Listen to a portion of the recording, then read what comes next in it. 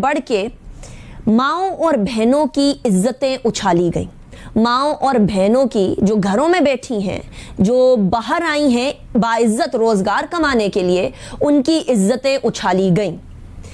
एक तो मुझे इस बात की समझ नहीं आती कि जब हमारे मर्द हजरात जिनकी मर्दानगी इस कदर बढ़ जाती है तो उनको गालियों के सहारे के लिए माओं और बहनों की क्यों जरूरत पड़ती है। आज वफाकी हुकूमत के नुमाइंदों की तरफ से एमएनए बिलखुसूस अली अवान की तरफ से और अपोजिशन के भी बहुत सारे हजरात की तरफ से माओं और बहनों की गालियां बकी गई, पार्लियामेंट के फ्लोर पे बकी गई। और अजीब बात यह कि स्पीकर कौमी असेंबली डिसिप्लिन को नाफिज करने में कंप्लीटली नाकाम रहे। मैं वो गालियां तो नहीं सुना सकती आपको, लेकिन वो अहवाल जरूर दिखा सकती हूं। जरा मुलाहिजा करिएगा आज कौमी असेंबली में क्या हालात थे।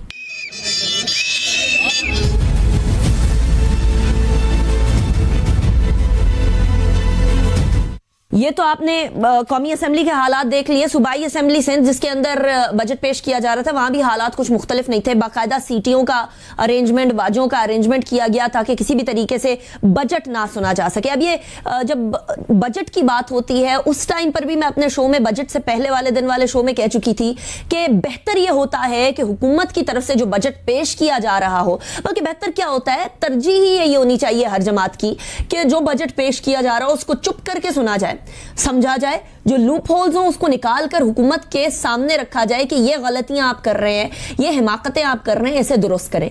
लेकिन ना तो ऐसा कौमी असेंबली में हुआ था और आज ना ही ऐसा सिंध असेंबली में हुआ, ना ही पंजाब असेंबली में हुआ। अजीब व गरीब सी सूरत हाल होगी। सिंध असेंबली में क्या हुआ जरा वो भी देखिएगा। तो ये तूफान बदतमीजी आज पार्लियामेंट में चलता रहा। मुझे अफसोस होता है इस बात पर यह देख कर कि पार्लिमानी रिवायतों का पासबान होने की बजाय पार्लिमानी रिवायात की धज्जियां उड़ाने में अव्वलीन किरदार अदा कर रहे हैं। पार्लियामेंटेरियंस इस वक्त किसी भी तरीके से पार्लियामेंटेरियंस जैसे नहीं दिख रहे हैं।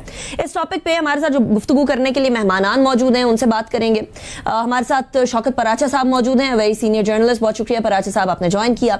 जनरल गुलाम मुस्तफा हमारे साथ मौजूद होंगे, वेरी वेल नोन एनालिस्ट। बहुत शुक्रिया जनरल साहब, आपने भी हमें ज्वाइन किया।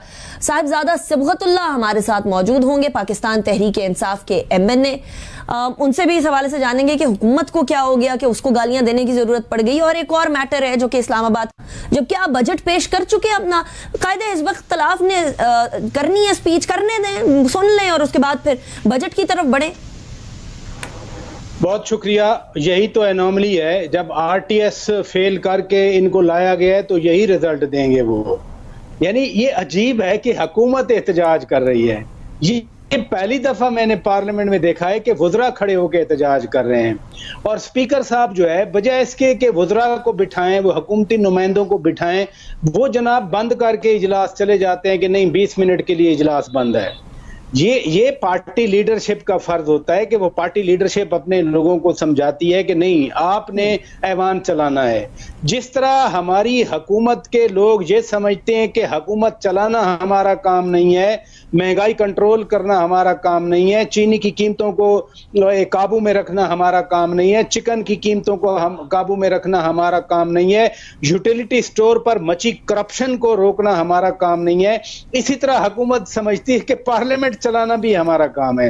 हालांकि हमेशा अपोजिशन प्रोवोक करती है और हुकूमत उसको सूद करती है, उसको आहिस्ता करती है, मामलात को आगे बढ़ाती है। लेकिन अगर ऊपर की तरफ से शाबाश दी जाए कि डॉक्टर फिरदौस आशिक अमान गालियां दें बैठकर, वो थप्पड़ मारें बैठकर, और उनके सामने बेशक एक मुंतखब कौमी असेंबली का रुकन हो या एक कंपटीशन का इम्तिहान पास करके आने वाली एक खातून एडमिनिस्ट्रेटर हो, वो अगर इस हद तक लीडरशिप ने छुट्टी दी हुई हो तो फिर जो कुछ आपने सुना आपके कानों पे यकीन नहीं आया। इसी तरह मेरे कानों पे भी मुझे यकीन नहीं आया कि मैं क्या सुन रहा हूं। लेकिन ये हुआ, इसलिए हुआ कि देखिए वुज़रा का काम होता है डिलीवर करना, हुकूमत का काम होता है काम करना, कारकर्दगी दिखाना। जब आप कारकर्दगी नहीं दिखा सकेंगे, जब आप हुकूमत नहीं कर सकेंगे, जब गवर्नेंस के हवाले से आपके 0 मार्क्स होंगे, तो फिर इस तरह के काम करने से ना तो आपकी पॉपुलैरिटी बढ़ेगी, ना आपका वो जो फेंस पे सिटर वोटर था वो कम से कम आज कानों को हाथ लगा रहा है कि ये हमारे नुमाइंदे और जो मसूफ आज गालियां दे रहे थे, देखिए वो इस्लामाबाद के नुमाइंदे अली अवान, बिल्कुल इस्लामाबाद एक पढ़ा लिखा शहर जाना जाता है शौकत पराचा साहब।